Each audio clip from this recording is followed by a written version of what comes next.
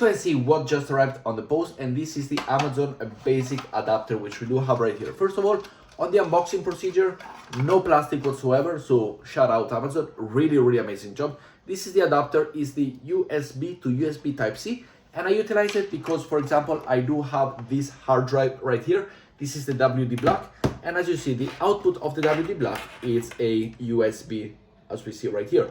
Now, with the laptop that I do have, they do not have the USB adapter, so I needed to go and grab an adapter to go and stick the WD Black, which we do have right here, to the adapter, connect the adapter to the laptop, and then I'm able to go and read my files. In particular, let me go and place you right here. Let's do this a little bit of a block type, if you're able to go and see me still clearly.